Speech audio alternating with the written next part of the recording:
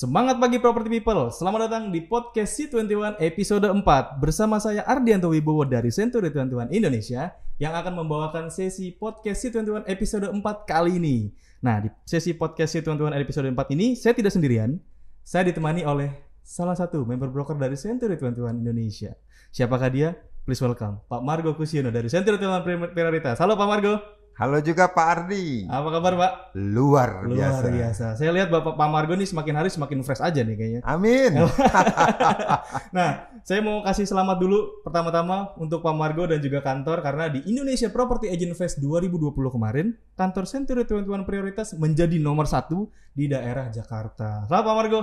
Luar biasa. Boleh tepuk tangan buat Pak Margo. Thank you. Mantap. Nah, apa sih Pak yang bisa membuat akhirnya pencapaian ini tercapai dan apa yang ditanamkan oleh Bapak ke agent-agent dari kantor Century 21 Prioritas supaya mereka tetap semangat dan pencapaian ini juga bisa tercapai? Apa sih Pak? Bisa di-share ke kita Pak? Aduh, thank you Pak Ardi. Pertama-tama buat teman-teman nih yang lihat podcast ini gebrakan ya buat broker properti, salah satu broker terdepan Century 21. Mantap. Saya juga ngucapin thank you buat tim Century 21.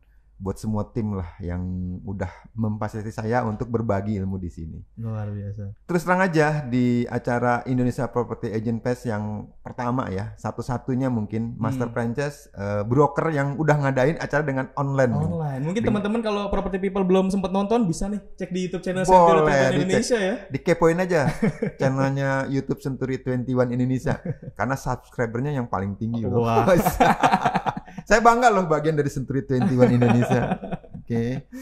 Jadi acara itu cukup menarik ya karena ada beberapa kantor ngadain acara nonton bareng. Biasanya kan kalau acara mid year itu kita diadakan di gedung atau di luar lah ya, banyak karena udah 4 tahun nih acara Indonesia Property Agent Fest ini dilakukan oleh Century 21. Kali ini karena kondisi kita ya, hampir semua negara ada pandemi, jadi kita namanya itu nggak boleh kumpul-kumpul lah. Jadi kita ngajainnya lewat online. Nah lewat online sendiri pesertanya cukup spektakuler juga, ya bukan hanya grup Century 21, tapi ada bendera-bendera lain juga ikut dan masyarakat umum juga ikut, ya. Nah di acara itu saya cukup salut ya karena rundown acara dari kurang lebih 3 jam itu berjalan dengan lancar. Salah satu acara yang ditunggu-tunggu nih buat kantor, buat para marketing yaitu rewardnya penghargaan penjualan dari Januari sampai Juni. Itu dia Pak. Nah penghargaan itu banyak, bukan hanya satu ya, beberapa penghargaan. Salah satunya yaitu penghargaan kategori gross close komisi untuk office ya, untuk kantor. Kantornya. Nah kategori kan ada 3, kategori A, kategori B, dan kategori C. Nah kategori A itu termasuk yang keren loh, se-Jakarta loh. Dan kantor Century 21 Prioritas nomor 1 Property People. Se-Jakarta ya, dan nggak nyangka ini penghargaan yang the best ya, paling terbaik selama saya bergabung di Century 21 kurang lebih 7 tahun ya. Sudah 7 tahun ya? Jadi kita nomor 1 untuk kategori A. Tentunya saya akan ngucapin terima kasih ya buat Tuhan Yang Maha Esa, buat Allah Subhanahu Wa Taala yang telah bisa lah membantu, bukan membantu ya, atas doa-doa teman-teman ya. Jadi kita nomor 1, dan saya juga thank you juga buat partner saya, buat admin saya, terutama saya thank you buat tim Century 21 Prioritas. Tanpa kalian saya tidak akan berdiri di sini. Wah, gila. Thank you banyak. Jadi saya nggak bisa bicara, saya bisa begini karena kalian. Saya bisa begini karena kalian. Tanpa kalian saya tidak akan di sini. Nah, emang di Prioritas tuh kekeluarganya kental banget ya Pak? Ya, kalau kita bicara kekeluargaan gitu kan, saya tanamkan lah bahwa kita itu harus harmoni. Ya, karena tanpa kerjasama segala sesuatu mungkin tidak akan berhasil. Ya, jadi kerjasama itu saya tanamkan ke mereka. Kenapa tadi saya Pak Adi bilang kita nomor 1? Karena kita punya target, punya goal, punya tujuan. Setting goal dulu ya Pak ya? Ya, kalau kita nggak punya goal, punya tujuan, arahnya kalau analoginya kita naik taksi, masuk naik taksi nih. Mau kemana? Kan bingung. Gue saya terapkan ke tim Century 21 Prioritas. Kebetulan saya punya 3 tim, punya tim leader ya. Bahwa kita punya tujuan A, B, C, D. Jadi tujuan kita sebenarnya sih sampai akhir tahun. Ya, jadi setiap bulan saya breakdown sekian. Ikutin aja arahnya. Kalau analoginya gini, saya bisa makan, analoginya nih, saya bisa makan gajah kan nggak mungkin. Tapi kalau dipotong-potong bisa kan? Iya. Dikit-dikit sama. Tujuan kita sekian, kita potong-potong per bulan, kita potong per minggu, kita potong juga bisa per hari gitu kan. Banyaklah caranya lah. Mungkin masing-masing orang punya strategi. Karena strategi salah satunya di Century 21 Prioritas, yaitu kita lebih condong ke secondary market. Walaupun tetap primary market kita main Pak juga Ardi. ya. Jadi memang pasarnya juga luas banget ya Pak? Pasar, kalau kita bicara properti, industri ini tidak ada matinya. Tidak ada matinya. Makanya nih teman-teman yang nonton podcast nih, lagi mau masuk ke industri properti, masuk ke industri properti ya. Banyak ada developer, ada kontraktor, whatever apapun. Salah satu ke broker itu yaitu Century 21 Indonesia. Mantap. Pak Margo di industri properti sudah berapa lama Pak Margo? Kalau di industri properti saya nyaris 20 tahun Pak Ardi ya. Dari 2000-an berarti ya? Dari beberapa bendera ya, pernah di developer juga, pernah di bendera broker juga. Nah, saya 2013 itu ambil Century 21 Indonesia. Mendirikan kantor sendiri yang di Cempaka Putih. Jadi buat teman-teman yang mau meniti properti di Jakarta Pusat dan Jakarta Timur, jangan lupa hubungi tim Century 21 Prioritas. Pak Margo ini kan termasuk salah satu praktisi properti yang memang aktif banget nih di dunia digital. Saya lihat Pak Margo juga punya YouTube channel sendiri dan videonya juga cukup banyak, menginterview orang-orang hebat dan kontennya luar biasa gitu. Nah, menurut Bapak apa sih Pak yang membuat akhirnya Bapak saya mau gunakan sosial media, saya mau gunakan digital. Itu apa sih Pak? Fondasinya itu apa sih Pak? Oke, thank you Pak Ardi. Ini jawabannya panjang nih. Wah.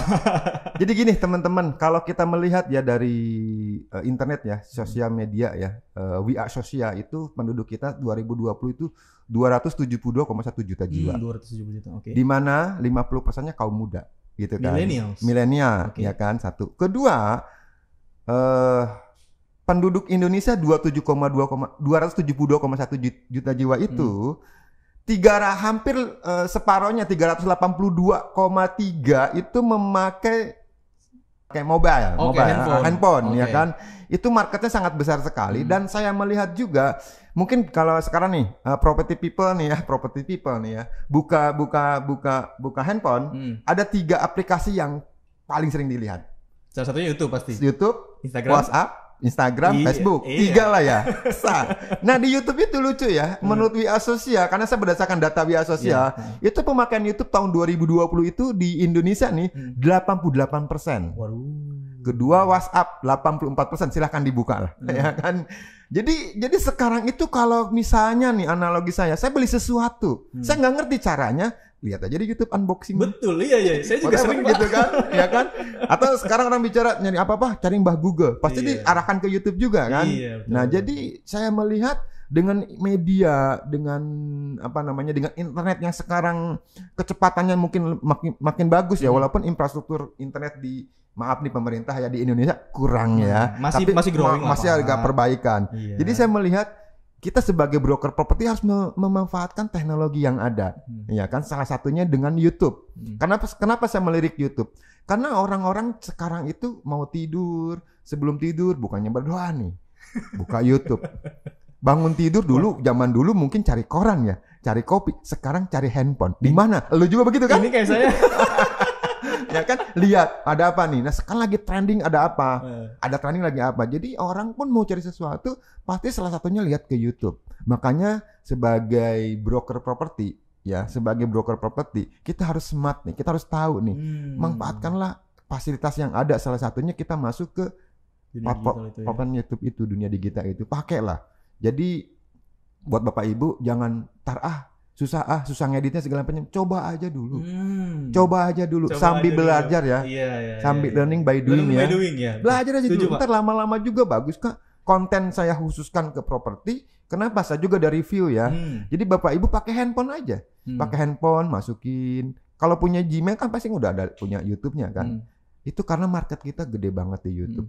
Jadi sebagai broker properti nih, saya mungkin ke teman-teman nih di broker properti di bendera manapun yang mau terjun sekarang, coba aja dulu pakailah ke YouTube. Selain YouTube, salah satu sekarang lagi ngetren nih.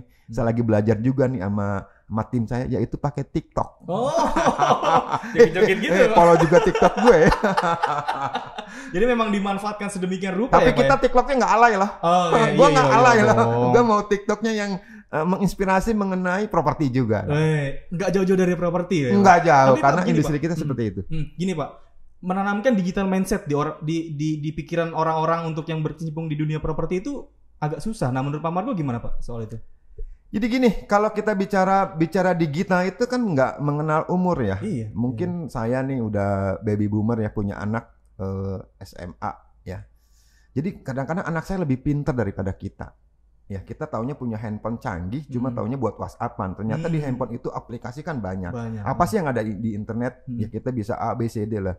Nah jadi kalau sebagai broker properti kita harus ngikutin. Ya kalau kita nggak ngikutin, kita akan kayak dinosaurus. Jadi jadi gini. Ini ada satu momen ya, ada satu momen di mana saya kalau kita segala sesuatu kita lihat positifnya. Momen di mana kita tahu ya di bulan Maret itu pandemi masuk ke Indonesia. Karena di Desember itu ada di Cina ya. Masuknya lama juga 4 bulan ya, masuk di Indonesia bulan Maret. Itu semua orang shock. Semua orang terdiam.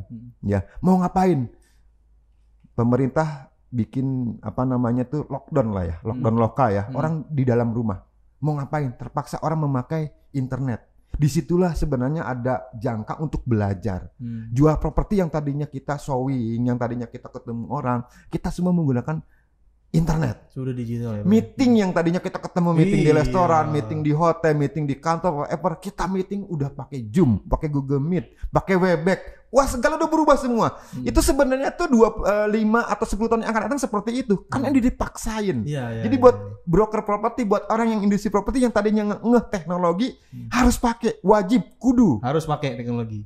Zaman sudah berjalan. Kalau enggak ketinggalan. Kalau masih mending ketinggalan. Lu jadi dinosaurus. tergerus ya Pak ya. Dinosaurus tahu dinosaurus. Iya. Punah. Aduh. Janganlah. Pakai teknologi karena teknologi itu pasti akan memudahkan Anda. Mantap. Nah,